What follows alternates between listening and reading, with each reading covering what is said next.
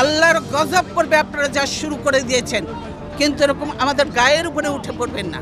গুলশানের এই ভবনটি একসময় হয়ে ওঠে দেশের অন্যতম আলোচিত রাজনৈতিক ঠিকানা। কেবল বিএনপির চেয়ারপারসনের কার্যালয় নয়, বরং 2008 সালের পর থেকে ভবনটি হয়ে ওঠে দলের আন্দোলন ও প্রতিরোধের প্রতীক। সাবেক প্রধানমন্ত্রী বেগম খালেদা জিয়াকে অবরুদ্ধ করে রাখা, বালু ট্রাক দিয়ে প্রতিবন্ধকতা সৃষ্টির মতো আলোচিত ঘটনাগুলো এই আঙিনাতেই ঘটেছে।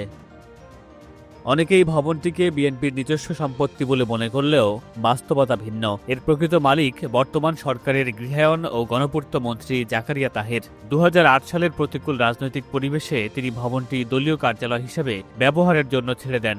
সেই সংকটময় সময়ে দল পরিচালনার সুবিধার্থে দেয়া এই সিদ্ধান্ত এখনও অপরিবর্তিত আছে। কুমিল্লা 8 আসন থেকে নির্বাচিত জাকারিয়া তাহের এবারের নির্বাচনে বড় ব্যবধানে জয়ী হন। তার নিকটতম প্রতিদ্বন্দ্বী জামায়াতের শফিকুল আলম হেলালের চেয়ে প্রায় 4 গুণ বেশি ভোট পান। হলফনামায় দেয়া তথ্য অনুযায়ী তার মোট স্থাবর ও অস্থাবর সম্পদের পরিমাণ 231 কোটি 41 লাখ টাকা। এই হিসেবে তিনি বর্তমান মন্ত্রিসভার শীর্ষ ধনীদের অন্যতম। জাকারিয়া তাহের যুক্তরাষ্ট্র থেকে বিজনেস ম্যানেজমেন্টে বিএসসি ডিগ্রি অর্জন করেন। তার বাবা AKM আবু তাহের কুমিল্লা 8 আসন থেকে 1991, 1996 এবং 2001 সালে সংসদ সদস্য নির্বাচিত হন। 2004 সালে তার মৃত্যুর পর উপনির্বাচনে এমপি হন জাকারিয়া তাহের। 2008 ও 2018 সালের নির্বাচনে তিনি পরাজিত হলেও সবশেষ নির্বাচনে বিপুল ভোটে জয়ী হয়ে শক্ত অবস্থানে ফিরে এসেছেন।